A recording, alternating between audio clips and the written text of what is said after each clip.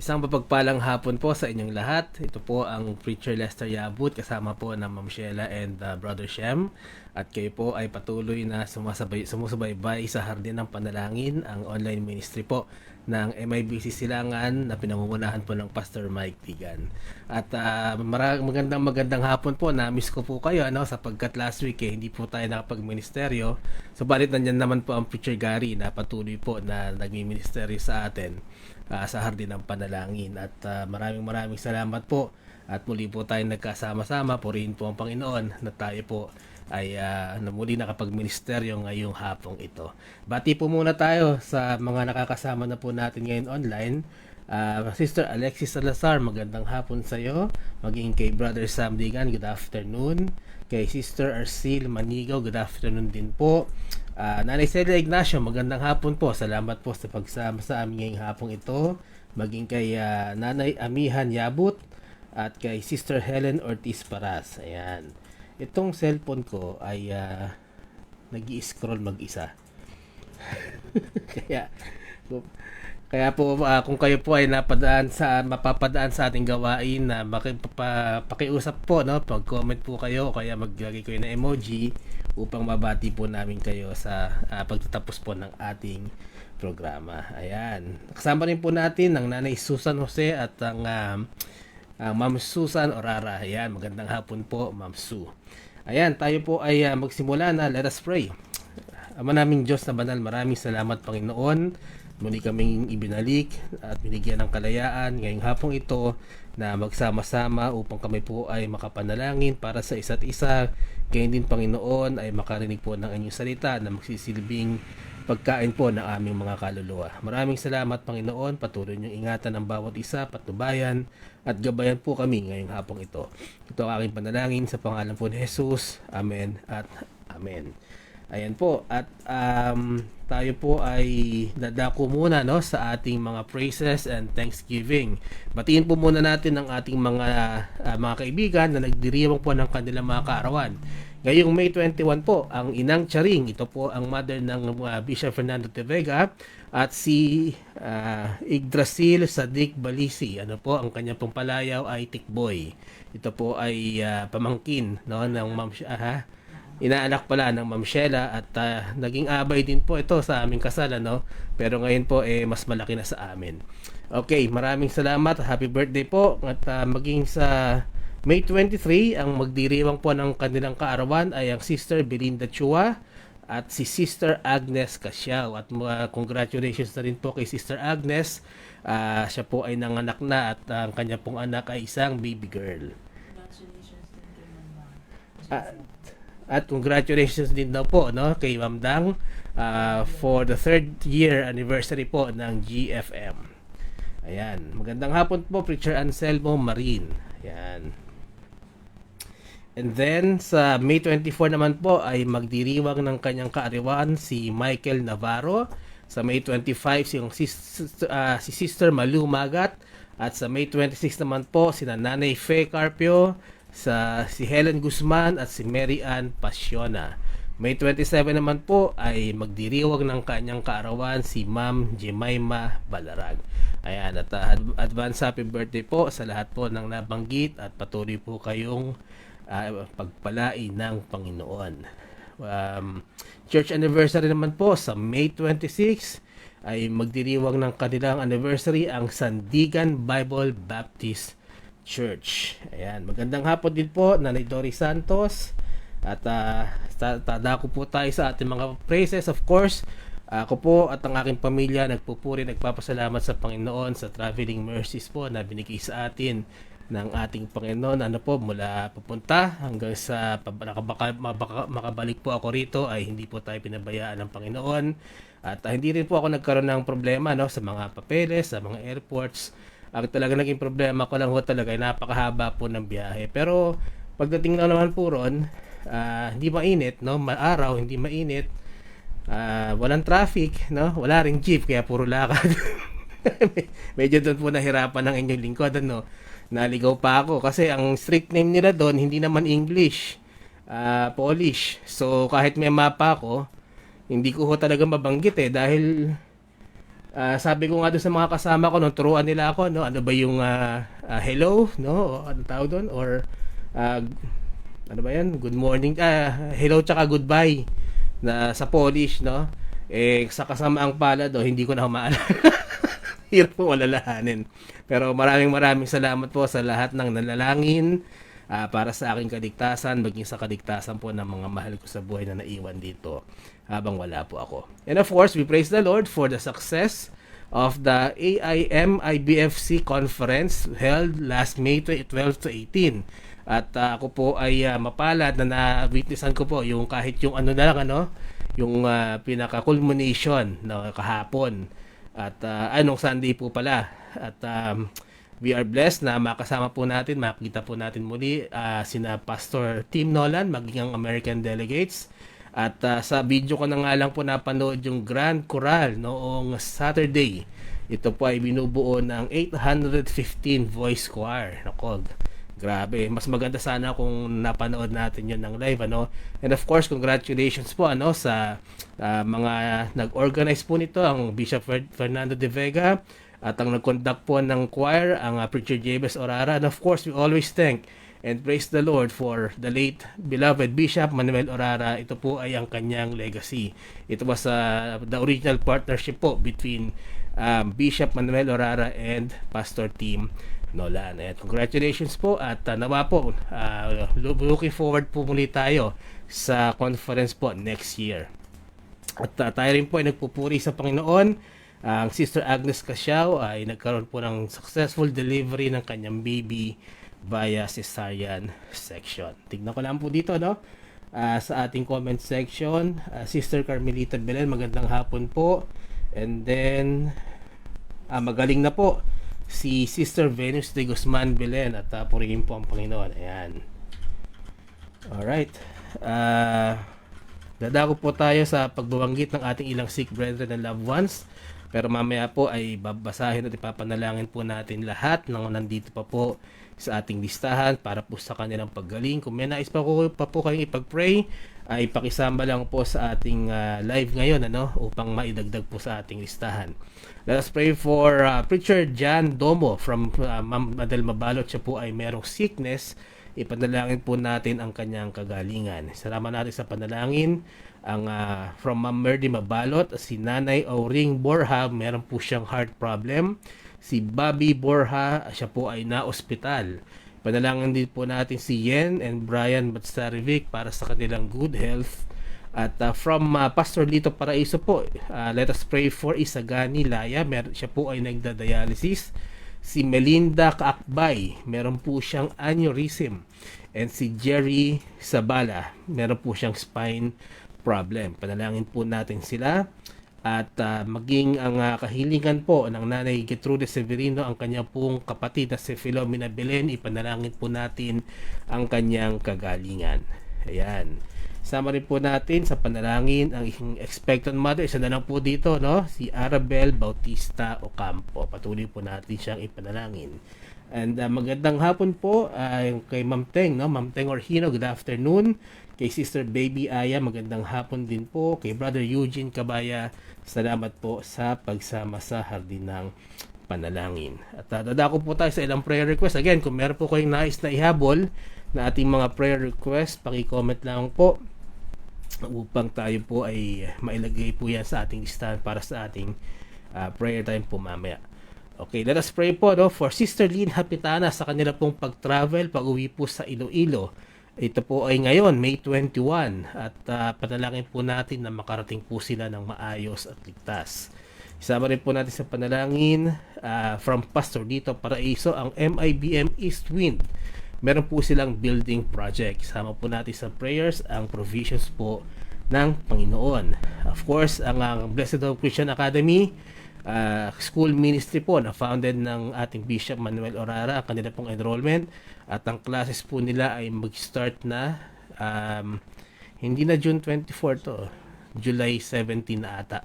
Sige po, mga July 17. And then, sama natin sa panalangin. Tingnan ko lang po dito sa ating comment section.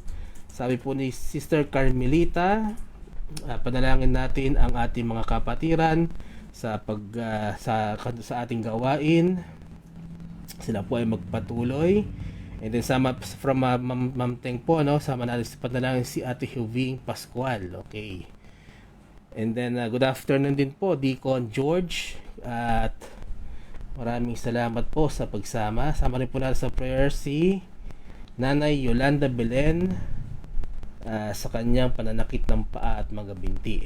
Alright, at bumaba na rin po ang sugar ni Sister Carmelita. Okay. Ayan po. And then let us also pray for our elders and senior citizens, ang ating mga widows and widowers, Nanay Elvie Rivas, Sister Bibi Villamiel, Tatay Ferdy and Nanay Amihan Yabut, Tatay Tony and Nanay Chedeng Chua, Nanay Norma Castillo, Sister Susan Orara, Sister Evelyn Kekep, Sister Linda Gesmundo, Preacher Renato and Sister Esther Orhino, ang Brother Frank and Sister Percy Zapata. Sama natin sa panalangin Auntie Jovita Digan, Ima Zeni Paras, Sister Helen Ortiz Paras, Sister Rosa Gutierrez, Nanay Lucia Buenaflor, Sister Dory Santos, Nanay Fe Carpio, Nanay Gertrude Severino, si Nanay Susan Gloriani, Sister Dory Asguera, Brother Nick and Sister Lilia Santos, Sister Lourdes Mercalesha, Brother Efren and Sister Lydia Inocencio. Sama rin natin sa prayers Nanay Nori and Nanay Norma Santos, Corazon San Jose, Nengat Dula, Luz Castillo, Lourdes Castillo, sina Toto Castillo, Noemi Morey, Tatay Sonny and Nanay Winnie Crame, Lando and Tess Abilion, Alex and Beth Chua, James and Aggie Armstrong, si Pearly Rivera, Nanay Berbarda Lopez, si Nanay Leonarda Saren, si Rosario Concepcion, Auntie Nanita Saria, Tita Edith Santos, Nanay Daisy Alvarez, Nanay Celia Ignacio. Sama rin po natin Mami Bituin Ledesma, Daddy Apil, and Mami Lucy Saria. Nanay Lucy Broas, Tatay Mario Saria, Sina Tony, and Letty Garovillas, Kuya Evan Chua, Kuya Radi, and Ate Beth Akong, si Corazon Bernardo, Nanay Milagros Tokyao, at si Nanay Rowena Galdones.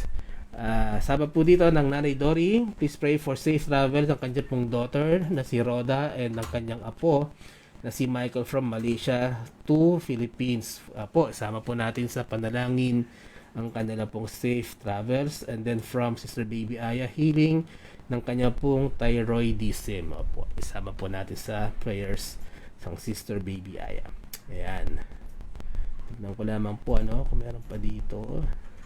Alright. At patuloy po natin ipanalangin ng ating mga online ministries, ang Hardin ng Panalangin, ang Beautiful Feasting on the Divine Verses with Bishop De Vega, ang May Kaagapay with Pastor Nel Latour, of Word of Prayer with Pastor Neil, Preacher Jabez, and Preacher June, and then ang May Tiyak na Kaligtasan with FIBA Pastors, at ang Biblical Teachings and Studies of MIBC Burgos with Pastor Dito Paraiso. Ayan lamang po At habang tayo po ay okay, kung meron pa po kayong nais na idagdag sa ating prayer list, please comment and we will add that to our prayer time po mamaya. At this point, ay let us all hear for a special number po muna.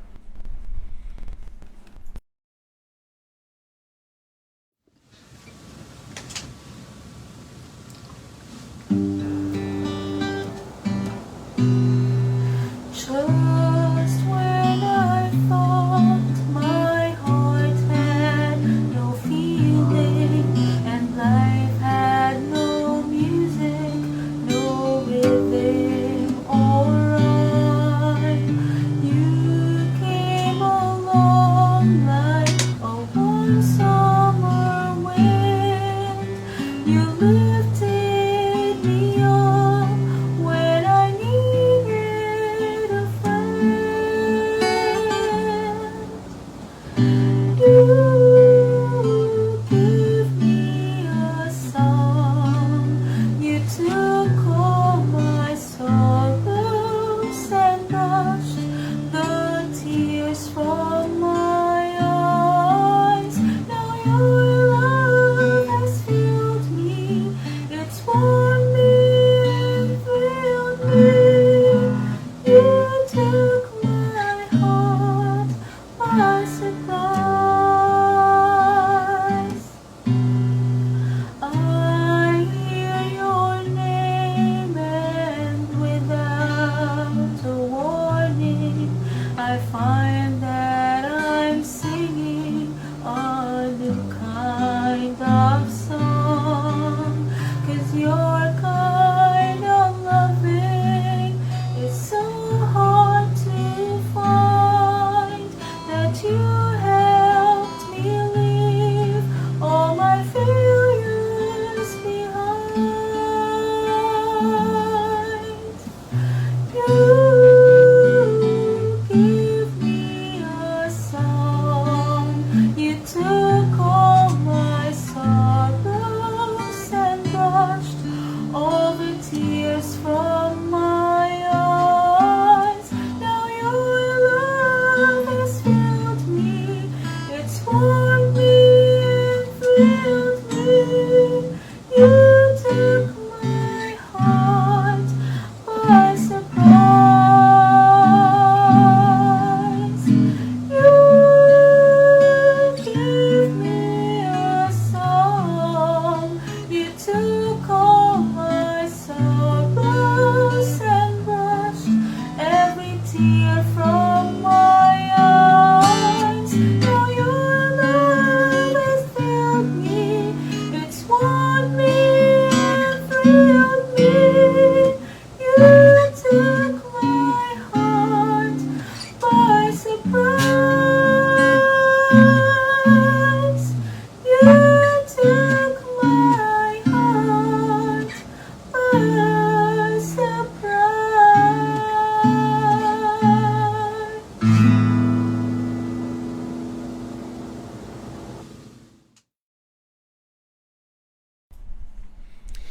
Maganda. Maganda naman po talaga yung special number. Pero maraming salamat po kay Brother BJ and Sister Sheila. You took my heart by surprise. Ayan.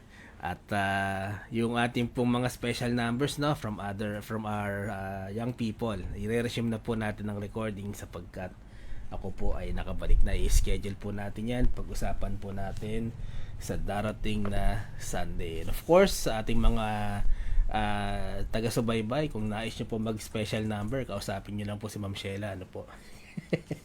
Kung gusto nyo maging kabahagi ng pahardin ng panalangin, you are most welcome po. Ayan po, at tayo po ay dadako na sa pag-aaral ng salita ng Panginoon. Please turn your Bibles to the book of Isaiah. Ito po ay makikita sa Old Testament. Book of Isaiah, ang ating chapter po ay chapter 29, verse 13 to 14.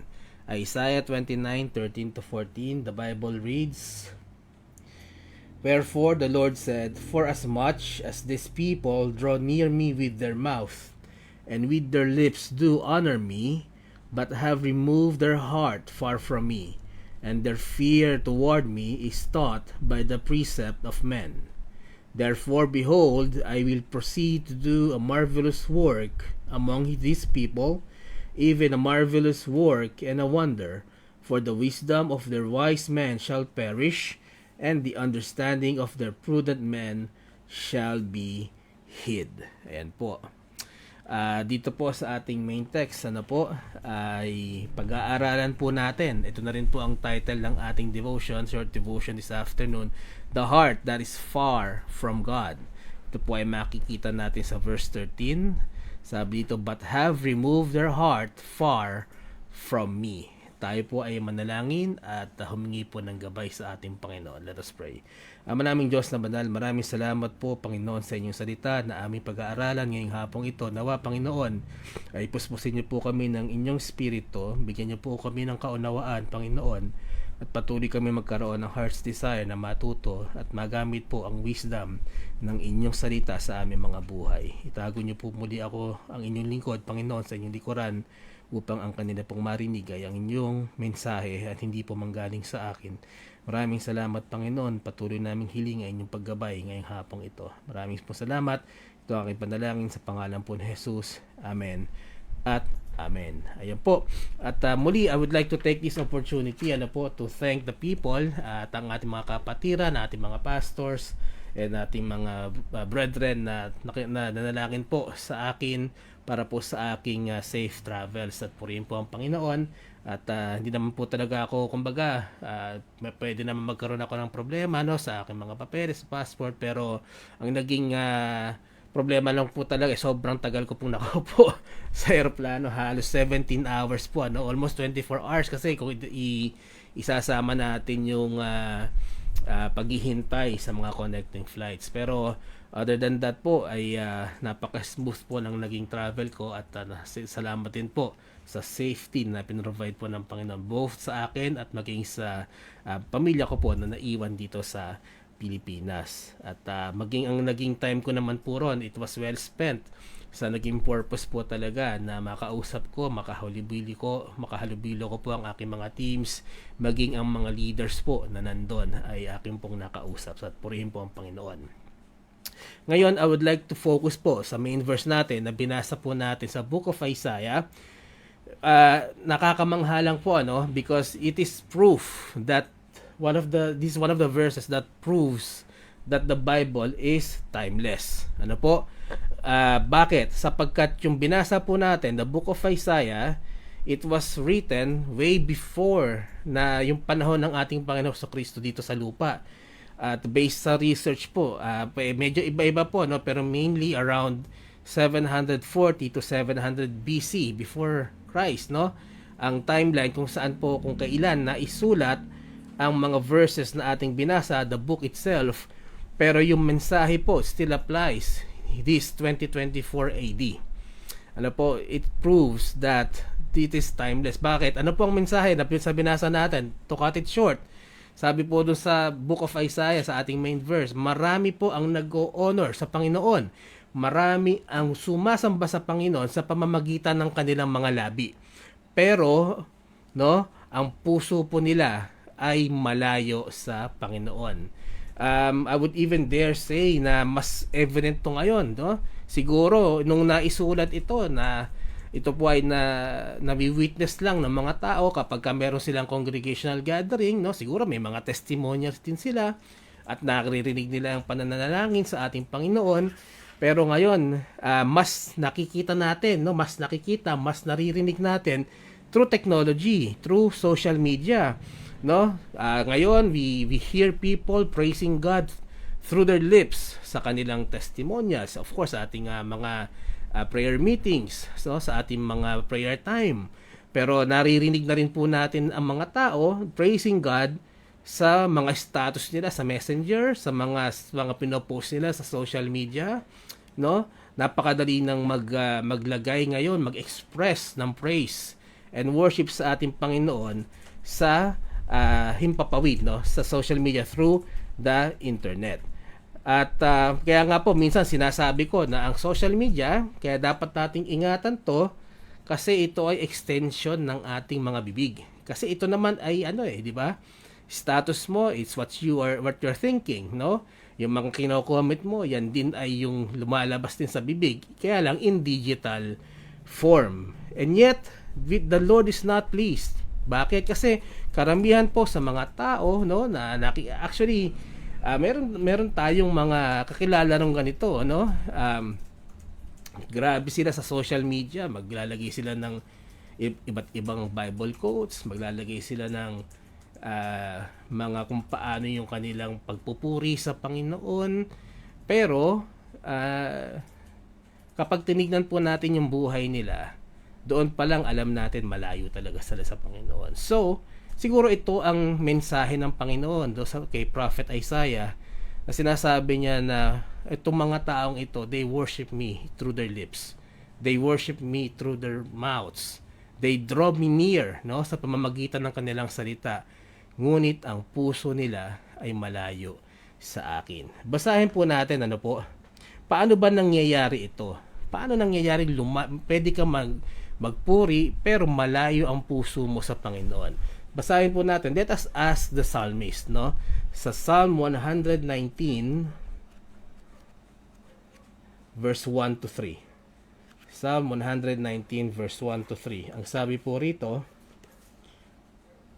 Blessed are the undefiled in the way, who walk in the law of the Lord. Blessed are they that keep his testimonies, and that seek him with the whole heart. They also do no iniquity, they walk in his ways. Dito po, sinasabi ng psalmist na yung puso na naghahanap sa Panginoon.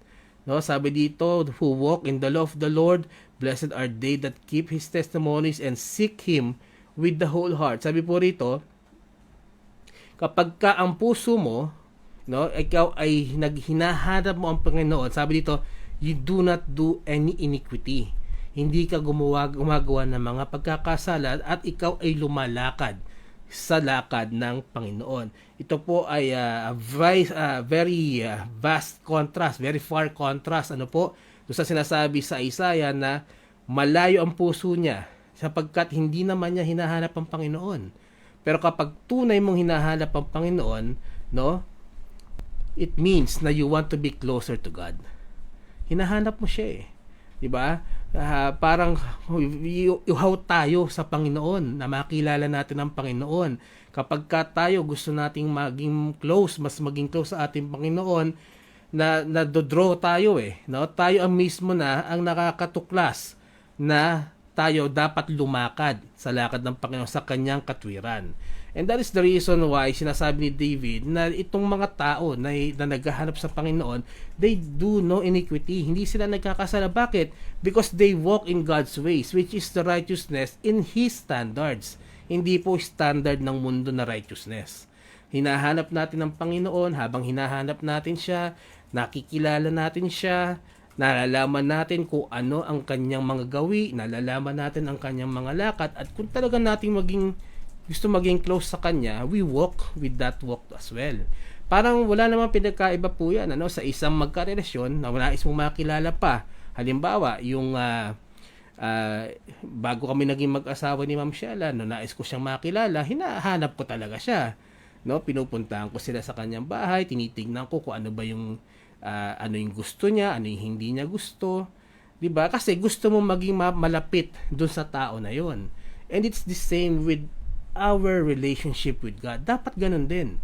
'Di ba? If our hearts want to be close to God, then we should know God.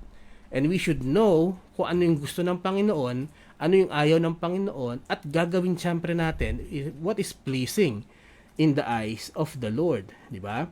Now, it means that yung isang puso na malayo sa Panginoon, hindi siya hinahanap, walang pakialam, no? Hindi niya kinikilala talaga kung sino ang Panginoong Diyos. Kaya wala siyang intensyon na kilalanin, at kung wala siyang intensyon na kilalanin, syempre lalong wala siyang intensyon na lumakad sa kanyang katwiran. And yet, the Bible says na ang isang tao, no, na hindi lumalakad sa kanyang katwiran, na hindi naman hinahanap ang Panginoon, can still praise the Lord and worship Him through the lips, through the words. Sabi dito, sa tingin ko, no, baka hindi naman natin kailangan na ng biblical verse para patunayan itong sitwasyon na ito. I think more than kumbaga, siguro karamihan sa atin, meron tayong ganitong alam na sitwasyon o kakilala na ganito. Ilang storya na ba ang naririnig natin, no, na kaya nga merong tinatawag na banal paglinggo, pero sa ibang araw makasalanan. No, kasi kapag kalinggo, praise the Lord, no? Kapag nag-preach ang pastor, lahat ng puntos niya kalakas-lakas ng umamin. No, pagka yun talagang kahit tungkol sa kasalanan ng preaching, amen.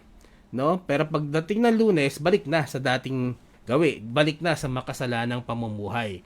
So ito yung tinatawag nating they praise the Lord. 'Di ba? Every Sunday, they praise the Lord every gathering, no? Kahit pagka sa live nanonood, may ano tawag dito, active, no? Pero pagdating ng Lunes, balik na sa makasalanang gawi. Wala na ang Panginoon sa kanilang isipan. Ito yung isang sa mga sitwasyon na totoo talaga na nangyayari sa atin. I'm sure meron kayong kakilalang o narinig na ganito. Ano pa isang ating halimbawa? Karamihan sa atin, no, nagiging prayerful tayo kapag may problema tayo. And this was very, very evident. Kasi lagi nga nababanggit ng Preacher Gary, di ba? Nung kasagsagan ng COVID, ang ating nagpe-pray, no, sa ating mga viewers, no, marami talaga. Maabot tayo ng hindi ko na maalala kung ilan. Pero after COVID, syempre nakita rin naman talaga natin, no, na drastically nawawalan tayo ng panahon sa Panginoon kasi wala nang problema. So, minsan pagka may problema tayo, grabe yung panalangin natin. Grabe yung pangako natin sa Panginoon. Na Panginoon, pag pinagaling mo ko, pag binigyan mo ko ng ganito, pangako ko, maglilingkod na ako sa iyo. Ganyan, no? O pagka pinagaling mo ko, pagka sinagot mo ang aking panalangin, hindi na ako gagawa ng kasalanan. May mga pledges tayo sa Panginoon. Pero pag sinagot na ng Panginoon yung panalangin, bumabalik na rin tayo. So, these are some of the examples how a person can draw God near to him, can praise God through the lips, through the mouths, but the heart is far from God. No? Wala namang kasing desire talaga to seek God. Kaya we can say that the heart is far from God. So paano tayo lalakad sa Panginoon? You know, if we want to seek God, if we desire God, how can we walk with God? Bakit hindi natin tignan yung example ni David? Yung sinasabi dito na kasi binigyan po siya ng title ng Panginoon. Basahin po natin yan, sa Acts 13. Punta po tayo sa New Testament.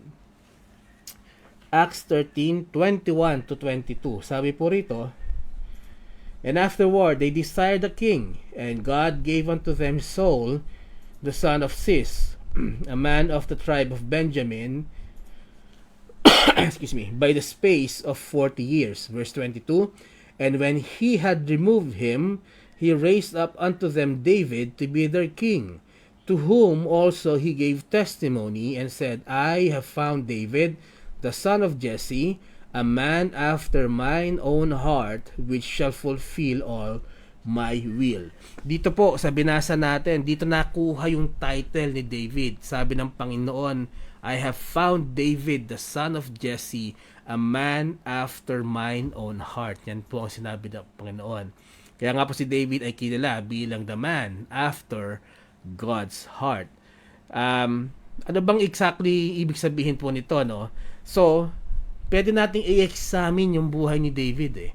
Paano nasabi ng Panginoon? Paano siya nabigyan ng ganitong klaseng title ng Panginoon? Pero siguro let us just point out 3 major events kung saan naipakita ni David kung bakit siya worthy ng title na ito na ibinigay ng Panginoon. Yung una po, he honored and trusted God, no? Napaka-evident ito sa buhay ni David. He honored and trusted God. Hindi lang sa pamamagitan ng labi, hindi lang sa pamamagitan ng bibig, sapagkat siya po ay author ng psalmist. And when you read the Psalms, diba, it's more of exalting God. It's more of honoring God, giving praise and glory to God. And this is through the writings. This is through His words. Pero pinatunayan po ni David na hindi lang siya basta puro salita. Meron din siyang puso na talagang nag-o-honor at nagtitiwala sa Panginoon. Basahin po natin yan sa 1 Samuel. Ano po, bigyan po natin ng patunay yan galing po sa Biblia. 1 Samuel 17:45 to 47. Sabi po dito, Then said David to the Philistine, Thou comest to me with a sword, and with a spear, and with a shield, but I come to thee in the name of the Lord of hosts, the God of the armies of Israel, whom thou hast defied. This day will the Lord deliver thee into mine hand, and I will smite thee, and take thine head from thee, and I will give the carcass of the host of the Philistines this day unto the fowls of the air, and to the wild beasts of the earth, that all the earth may know that there is a God in Israel. And all this assembly shall know that the Lord saveth not with the sword and spear, for the battle is the Lord's, and He will give you into our hands. Bago pa po siya maging hari, ito po yung famous battle between David and Goliath. Ito po yung parang dito pa lang, bata pa lang po siya dito, kung di pa nagkakamali, 16 years old.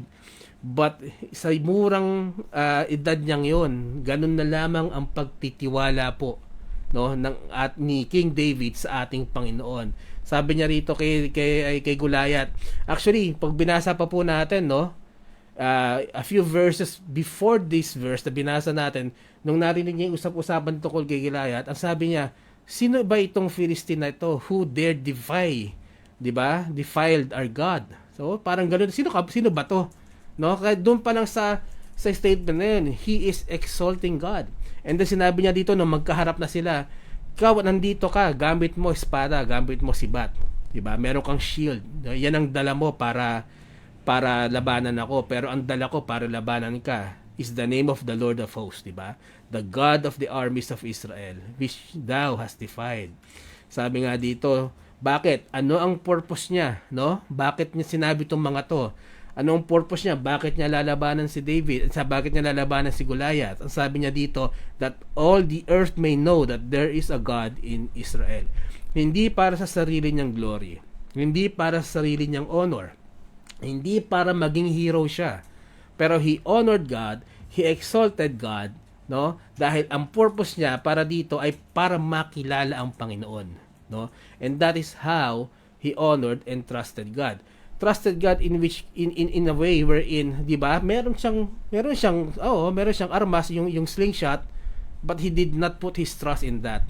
He put his trust na ipapanalo niya ito dahil kasama niya ang Panginoon. Yan. So that is one way, no, kung paanong inhonor ni King David ang ating Panginoong Diyos. Pangalawa, he feared God. So anong una? He honored and trusted God. Ano ang pangalawa? He feared God. No? He was humble. Kahit siya po ay hari, siya ay humble sa ating Panginoon. Basahin po natin ang 2 Samuel. Ayan. 2 Samuel 12:13. Sabi po rito, and David said unto Nathan, I have sinned against the Lord. And Nathan said unto David, The Lord had put away thy sin, thou shalt not die. For the sake of time, hindi ko na po binasa yung kabuuan ng chapter, pero if we read 2 Samuel chapter 12, ito po ay yung pumunta si Prophet Nathan kay David at sinabi niya yung tungkol sa istorya kung saan, 'di ba, merong isang rich man na marami siyang mga tupa, no, marami siyang mga alagang hayop, and then kung saan merong isang poor man na iisa lang yung tupa niya, pero ang ginawa pa ng rich man, kinuha pa niya, no? At nung kinukwento ni Prophet Nathan yung kay David, galit na galit si David. Sabi niya, sino tong lalaking to? Sino tong rich man na to? Hulihin yan, no? Sabi ni Nathan, ikaw yan. And then na-realize niya na nagkasala siya, no? And then ito lang po ang gusto kong i-point dito. Nung the moment na na-realize ni King David na nagkasala siya, hindi siya naging prideful, no? Pwede siyang mag-reason hari ako, no? Siya ay hari ng Israel. Pwede niyang sabihin na merong siyang excuse, no? Pwede niya sabihin, kasi sa atin, no, usually pagka tayo nagkakasala, no, kahit sa mga kapwa natin, pagka pinoint out yung kasalanan natin, defensive tayo no? Hindi kasi ganito hindi ko naman sinasadya, no? Hindi. Si King David, nung na-realize niya na nagkasala siya against God, ano ang sabi niya? And David said unto Nathan, I have sinned against the Lord. No excuses. No ifs, no buts. No, walang pride. Hari siya, pero wala siyang pride. And he humbled himself. He admitted his sin. At anong ginawa niya? Parang isang common na tao, no? He atoned for his sin. Hindi niya hinayaan na may mag-atone para sa kanya. Siya mismo, no? He atoned for his sin. Katulad ng ginagawa ng isang normal na tao. At pagkatapos ba niya mag-atone, may nabasa pa tayo na ginawa niya uli yung kanyang kasalanan. Wala na po ako nabasa so far na sa aking Bible reading na pagkatapos niya magsisi at mag-atone sa kanyang kasalanan na ginawa, ay inulit niya po ito.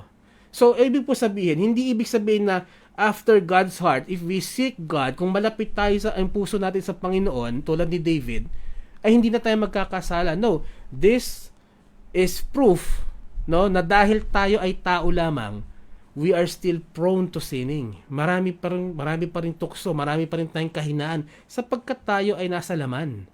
Even King David, no, na malapit ang puso niya sa Panginoon, nagkasala pa rin po siya. Sapagkat ang wala lang naman talagang kasalanan sa atin ay ating Panginoong Kristo. Siya lamang po ang lumakad sa mundo, no, na perfect and without sin. Pero lahat po tayo, makasalanan po tayo, no? At kahit po tayo ligtas na, nagkaroon na nakakilala sa ating Panginoon, meron pa rin pong tendency na tayo ay magkaroon at makagawa ng kasalanan. Pero ano po, alam niyo po kung ano ang importante? Yung pagkatapos mo magawa yung kasalanan, na-realize mo nagkasala ka, yung attitude mo, no? Magbibigay ka ba ng excuses sa Panginoon? Kasi ganyan kasi ganito O tutularan ba natin si David, no? Nagbababa natin yung ating pride. Hindi tayo magja-justify, kundi tayo ay magpapakumbaba at hihingi ng kapatawaran sa ating Panginoon. At hindi po matatapos doon. Hindi naman ibig sabihin pagkatapos mo humingi ng kapatawaran, tapos na Tutularan natin si David. Hindi niya na inulit yung kasalanan na yon.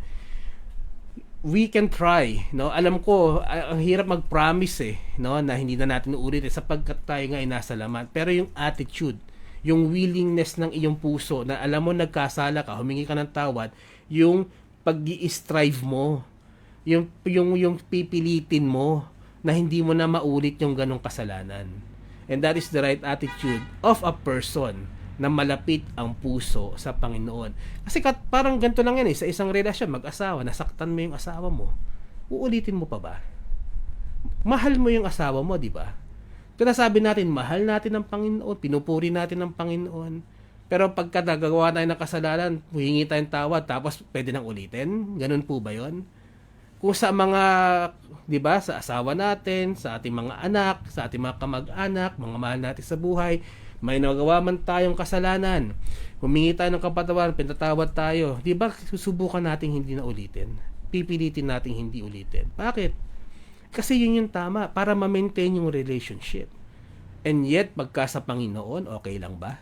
Di ba mas lalo na dapat meron kang conviction na pag nagawa mo yung kasalanan, napatawad ka ng Panginoon, hindi mo na siya uulitin.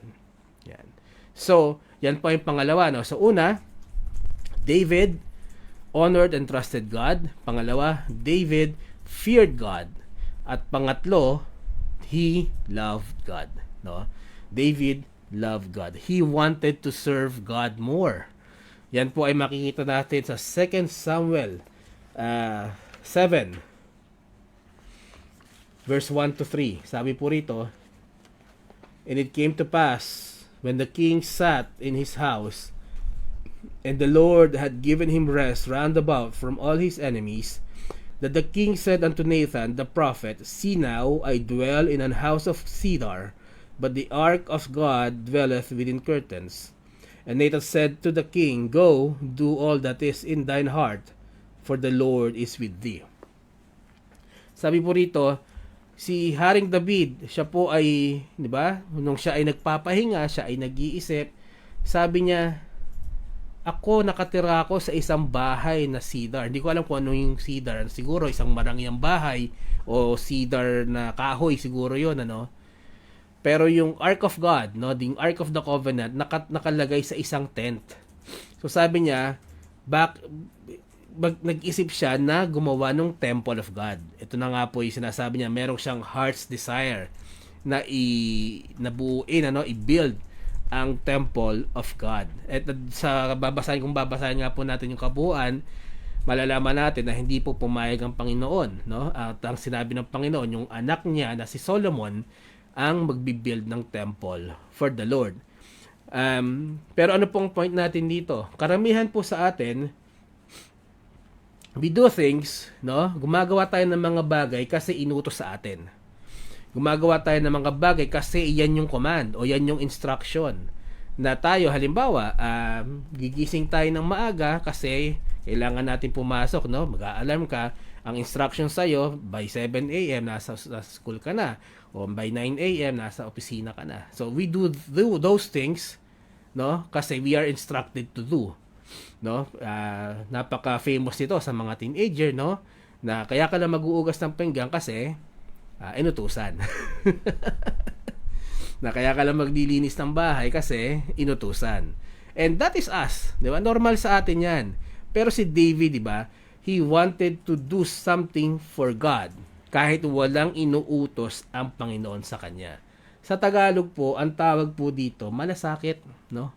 Yung kahit hindi ka nautusan, pero dahil mahal mo, no, yung tao, magkukusa kang gawin yung mga bagay na dapat mong gawin para sa taong iyon, no, kahit hindi ka inuutusan.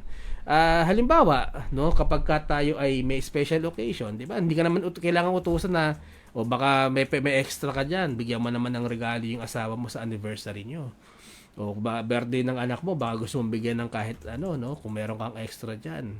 O kaya, wag mo na lang kalimutan, no, yung date ng anniversary nyo. Malaking bagay na po yun. Bakit? Kasi nasa isip mo. No? Kasi nagiging thoughtful ka. At nagiging thoughtful ka sa tao, sa mga tao sapagkat mahal mo sila. So, ganun din sa Panginoon, no? May mga inuutos ang Panginoon sa atin bilang mananampalataya. Gumawa ka na mabuti, magpatawad, no? Maglingkod ka sa Panginoon. Pero ano pa? Si David, no? Ang tanong niya sa sarili niya, ano pa ang pwede kong magawa para sa Panginoon? Nag-isip siya ng pwede niyang gawin sa Panginoon nang hindi naman inuutos sa kanya. And that is how David loved God, no? Nagiging thoughtful siya sa kanyang mga action. 'Di ba? Nagiging thoughtful siya, hindi yung parang puro na lang tayo kuha ng biyaya, no? Puro tayo hingi ng biyaya, no? Hindi natin minsan nalalaman, nandiyan na yung biyaya, hindi lang natin nararamdaman, hindi lang natin nakikita. Kailan kaya tayo ngayon, no, magbabalik sa Panginoon, hindi dahil inutusan tayo, kundi dahil sa pasasalamat natin sa Kanya. Kailan tayo magkakaroon ng kaisipan na ano kaya ang pwede kong magawa pa sa Panginoon bilang kanyang lingkod, bilang kanyang anak. No?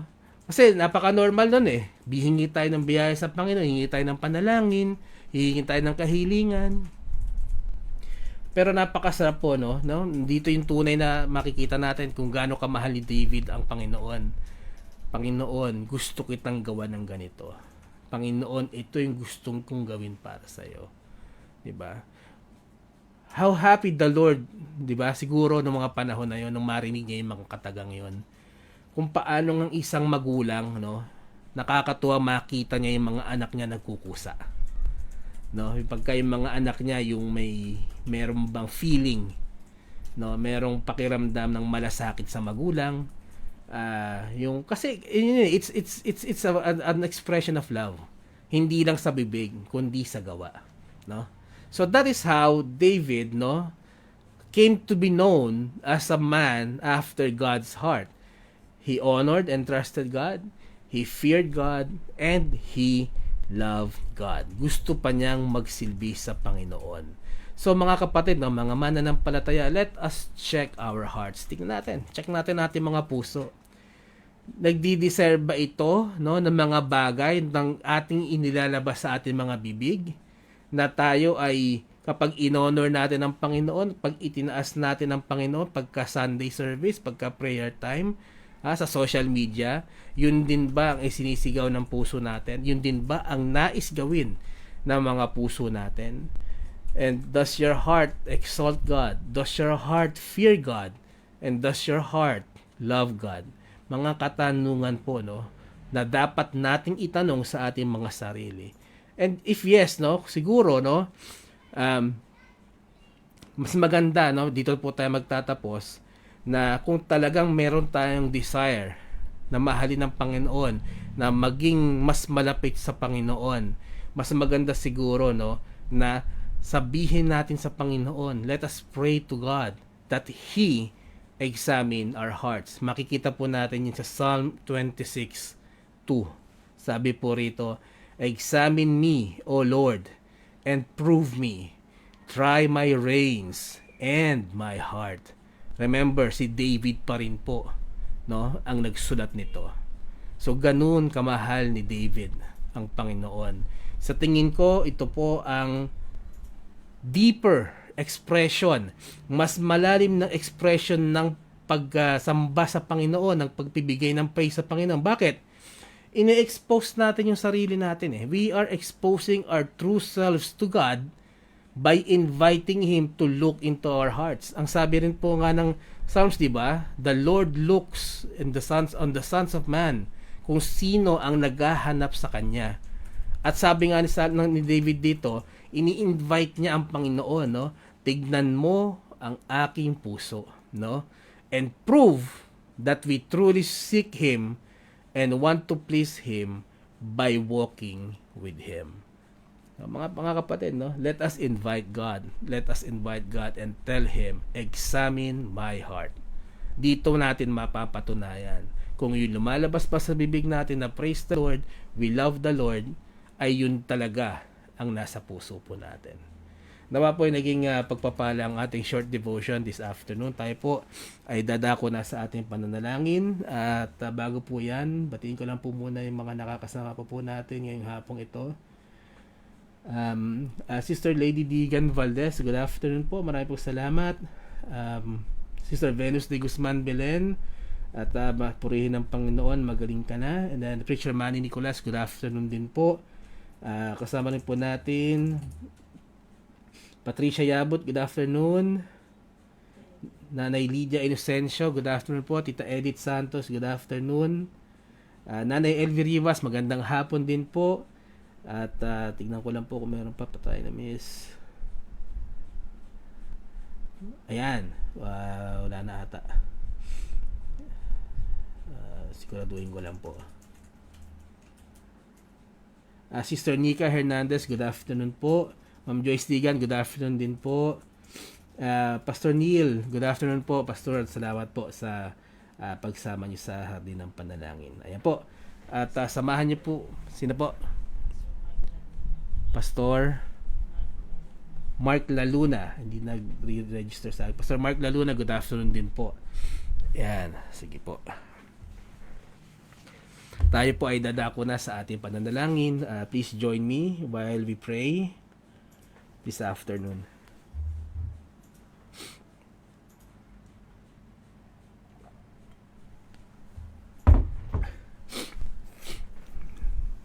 Let us pray.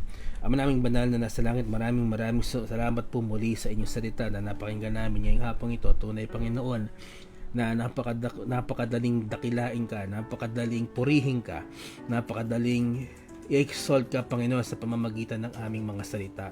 Ngunit ang tunay na batayan, Panginoon, ay ang aming mga puso. Nasaan ang aming mga puso?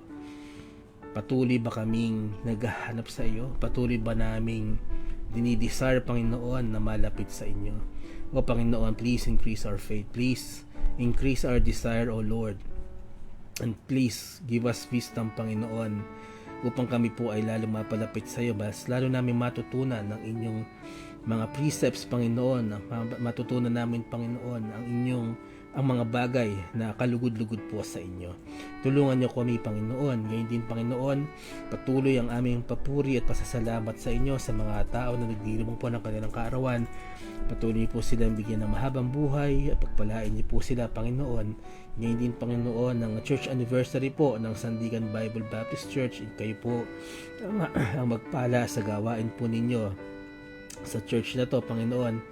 Ngayon din, Panginoon, ang pagpupuri namin sa mga answered prayers, O Lord, sa natapos na AIM-BIFC conference, Panginoon. Patuloy niyong gabayan ang mga nanguna po rito, ang aming mga pastors, ang aming mga partners po, American partners. Ngayon din, Panginoon, ang mga ginamit niyo para sa maging sa success po, Panginoon, ng conference na to. Patuloy namin nilalapit, Panginoon, ang aming mga kapatiran at kami pa nagpapasalamat sa mga panalangin na inyong tinugon, ngayon din sa mga sakit na inyong pinagaling. Lapit namin, Panginoon, ang aming mga kapatiran na may karamdaman, sina Dory Grifalda at Cornelio Grifalda sa kanilang kalusugan, Panginoon, si Mark Suarez sa kanyang pinansyal na pangangailangan, ang goiter problem po ni Ana Polido, si Angelina Kitoriano po na stroke. Patuloy namin nilalapit, Panginoon, ng full recovery po ni Gay Castillo Doctor, ni Casen Castillo, ni Eliza Rojas, ni Norma Castillo, maging ang Sister Dang, at patuloy po siyang bigyan ng kalakasan. Nilalapit namin, Panginoon, Ma'am Adel Mabalot sa kanyang osteoarthritis, ang preacher John Domo ay paggalingin niyo po sa kanyang karamdaman, ang recovery po ni Francesca Audrey Abad, at patuloy namin nilalapit ang kalusugan po ng aming ima, si Ani Paras. Ngayon din, Panginoon, si Pastor Fred Sila na mayroong heart disease and high blood pressure. Malapit namin naman Baby Villamel sa kanyang high blood pressure, si Laila Go sa kanyang kidney stone, at si Salvacion Vargas po sa kanyang mataas na blood pressure. Kayo po ang magpagaling sa kanila. Patuloy namin pinapanalangin ang Nanay Elvie Rivas sa pananakit po ng kanyang likod, siya po ay inyong pagalingin. Si Kevin Bihasa na mayroong heart enlargement, Panginoon, kayo po ang magpagaling sa kanya. Maging kay Nanay Lourdes Mercalesh na mayroong pong bukol sa leeg. Nilalapit ko, Panginoon, ang sa Sister Lynn Hapitana sa kanila pong pagta-travel papunta sa Iloilo kasama ng kanyang mga mahal sa buhay. Kayo po mag-ingat sa kanya at sa kanila, at pagalingin niyo rin po, Panginoon, ang kanyang biyena na si Ermilio Hapitana na mayroong pong bukol sa leeg. Nalapit namin, Panginoon, ang Nanay Susan Jose sa kanyang pananakit ng katawan at tuhod. Kayo po magpagaling sa kanya. Maging si Mama Glo Agudon, bigyan niyo po siya ng kalakasan at kalusugan. Nilalapit ko, Panginoon, ang Pastor Nel Tour sa kanyang high blood pressure. Ang mga anak po ng Ate Lisa Hardiniano na si Marlon at si Moises sa kanila pong mga karamdaman. Kayo po magpagaling sa kanila.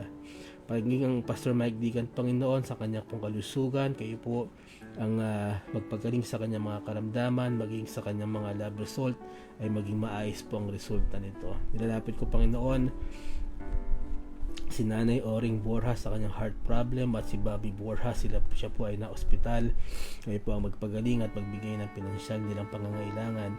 Nilalapit ko, Panginoon, si Yen at Brian Magsariwik para sa kanilang maayos na kalusugan, si Isagani Laya na nagdadialysis, Panginoon, kayo pong gumabahi at pagpagaling sa kanya, maging si Melinda Akbay na may aneurysm at si Jerry Sabala sa kanyang spine problem, kayo po ang magpagaling sa kanila. Patuloy ko nilalapit si Philomena Belen sa kanyang karamdaman, kayo po magpagaling sa kanya, Panginoon, at maging ang healing po ng thyroidism ng Sister Baby Aya, kayo po ang magpagaling sa kanya. Nilalapit ko, Panginoon, ang pananakit ng paa at binti ng Nanay Yolanda Belen at ang pagbaba po ng sugar ng Sister Carmelita Belen, kayo po ang magpagaling po sa kanila. Nilalapit ko rin, Panginoon, si Ate Hubing Pascual sa kanyang karamdaman, kayo po ang magpagaling sa kanya. Patuloy ko nilalapit, Panginoon, ang mga mahal namin sa buhay na mayroong malubhang karamdaman, sila June Santos, si Esther Mariano at si Rex Rosales na nagdadialysis, si Emma Reyes, Lorea Jade Borja, si Corazon San Jose, si Jolita Eliceralde, si Mary Rebamonte at si Jaisel Juarez na may mga cancer. Ngayon din sina Efren Inocencio, Bernardo Lopez, si Pearly Scaar at si Frank Hardy na may mga komplikasyon po sa diabetes. Kayo po, Panginoon, nang nagpamalas ng inyong mapagpalang kamay, magpapagaling na kamay, Panginoon, sa kanilang mga karamdaman at maging sa kanilang pinansyal na pangangailangan. Nilalapit ko, Panginoon, si Arabel Bautista Ocampo sa kanyang pagdadalang tao, kayo po magpala sa kanya at maging safe po ang kanyang delivery. Nilalapit namin, Panginoon, ang mga prayer request po ng aming mga kapatiran, ang mga anak po ni Sister Dang and Preacher Gary Chua na si Grace, Faith and Mercy. Patuloy niyo po silang pagkapalain, bigyan po ng karunungan at kaunawaan, Panginoon, at patuloy niyo po silang bigyan ng kalakasan.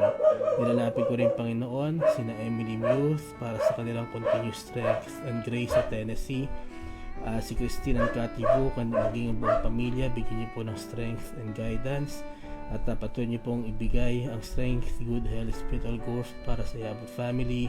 Bigyan niyo po ng wisdom, knowledge, and study si Shem sa kanyang pag-aaral, at maging sa Ma'am Sheila sa kanyang strength at sa kanyang kalusugan, at kayo po magpala po sa kanya. Nilalapit ko, Panginoon, ng Brother Robert Soriano sa pag-aayos po ng kanyang petition paper sa US, ang Sister Dory Santos sa kanya pong physical and spiritual strength, kayo po ang magbigay sa kanya po.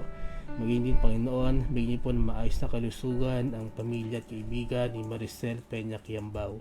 Nilalapit din namin, Panginoon, ang spiritual life and studies of Brother Sam, Sister Milka and Brother Shan. Gayon din, Panginoon, ang pag-iingat niyo po kay Pastor Mike at ang buong Digan family, Panginoon, sa kanilang pong pagta-travel.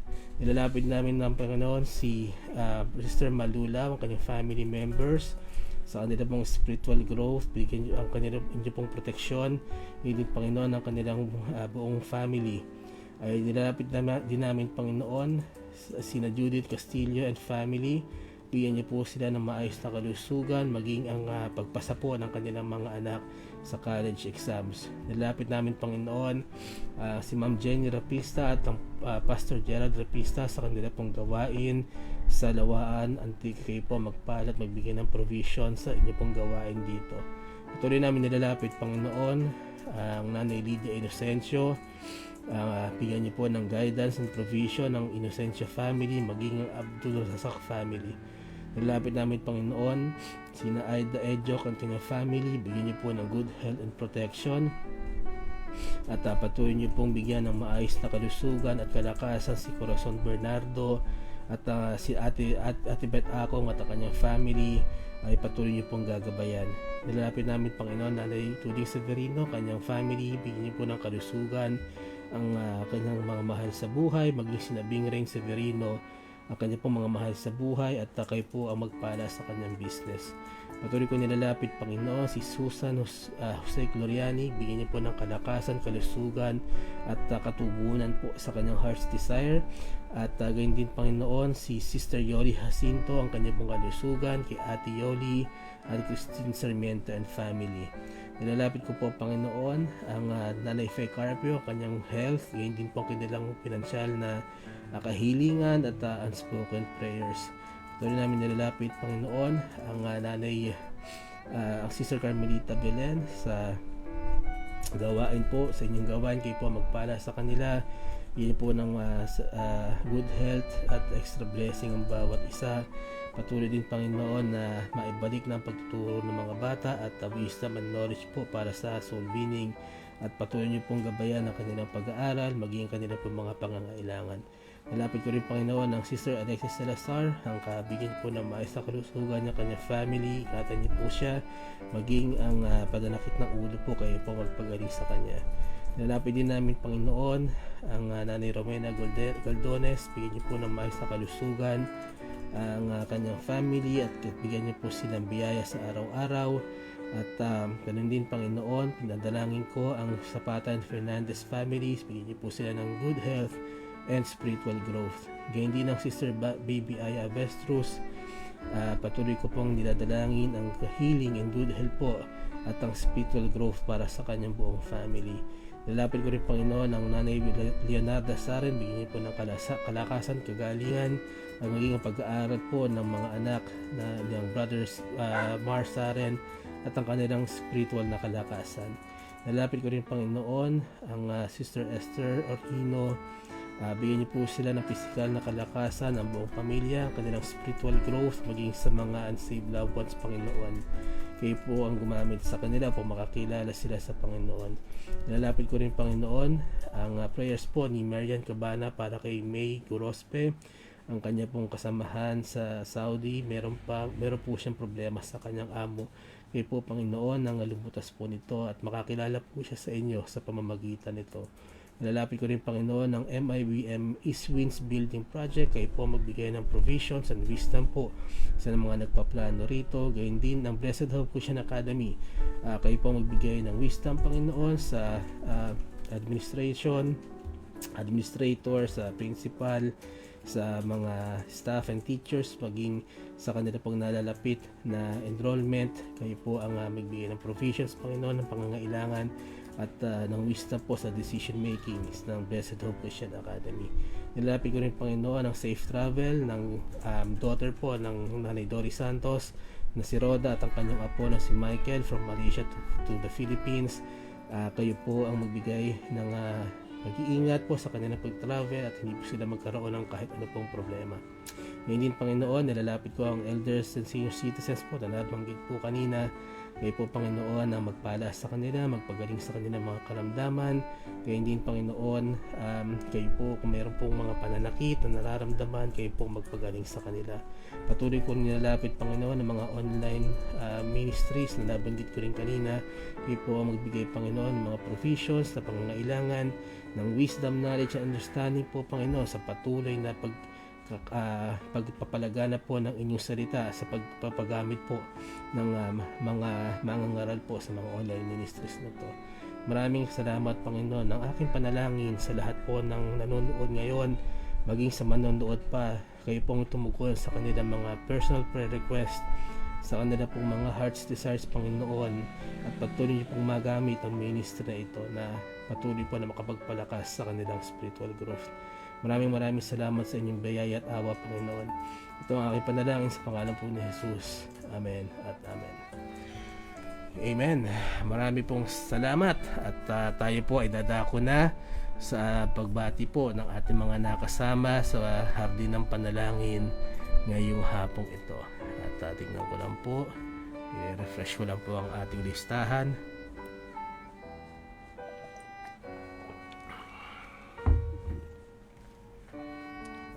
Nagbagal pong bigla ang ating internet.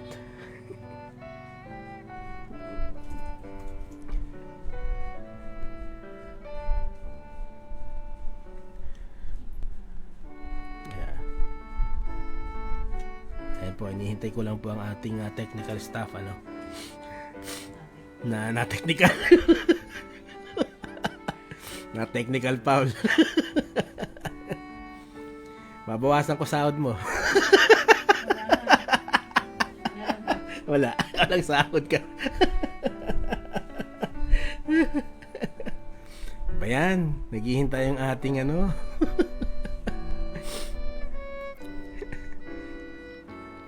po. Low-tech po tayo ngayon. Sulat kamay. Alright. Maraming salamat po muli sa pagsama nyo sa Hardin ng Panalangin. Maraming salamat kay Sister Alexis Salazar, Brother Sam Digan, kay Sister Arcil Manigo, Ma'am Rose Palya, good afternoon po. Nakasama rin po natin Nanay Celia Ignacio and Nanay Amihan Saria Yabut. Salamat din po Sister Helen Ortiz Paras, kay Ma'am Sue Urara, good afternoon po. Kay Nanay Susan Jose, Preacher Anselmo Marin, good afternoon din po. Ma'am Dory Santos at kay Sister Carmelita Belen, good afternoon po. Sister Baby Aya, good afternoon. Ma'am Teng Orhino, good afternoon po. At regards din po kay Preacher Nato. Kasama rin po natin Brother Eugene Cabaya, Deacon George Cardenas, Sister Venus Belen, at salamat at pinagaling ka na ng Panginoon. Pastor Neil K. Kev, good afternoon po. At kasama rin po natin si Joy Pearl Escobar Villamides. Yan, marami po salamat sa pagsama niyo sa Hardin ng Panalangin. Maging kay Sister Nika Hernandez, Ma'am Joyce Digan, good afternoon po. Preacher Manny Nicolas, magandang hapon po, Preacher. Sister Lady Digan Valdez, at nakasama rin po natin si Ken Cruz, magandang hapon po. Ma'am Baby Villamiel, Nanay Lydia Inocencio, Nanay Elvie Rivas, good afternoon po. And then kay Patricia Yabut, kay Tita Edith Santos, good afternoon po. At regards din po kay Auntie, alam kong magkasama kayo dyan. And then kay Pastor Mark Laluna, good afternoon po. At nakasama rin po natin si Sister Elena Untuca Evilla at si Sister Cerilyn Bayangat Idos. Yan. At kung meron po akong hindi nabanggit, paumanhin po. Again, we encourage you to leave a comment para po yan ay mag-register sa Facebook at mailista po namin sa pagbabasa po ng ating mga nakasama sa pagtatapos po ng ating programa. Ayan. Ang Hardin po ng Panalangin, babalik po sa Thursday sa pangunguna po ng Preacher Gary Chua at kasama po niya ang Sister Dang. And then tomorrow naman po ang midweek service ng MIBC Silangan sa pangunguna po ng ating Pastor Mike Digan. Ayan. Muli, maraming salamat po at we really appreciate you all na patuloy po kayo sumusuporta sa Hardin ng Panalangin. Patuloy lang po tayo magtiwala sa Panginoon and may God bless you all. Magandang hapon po.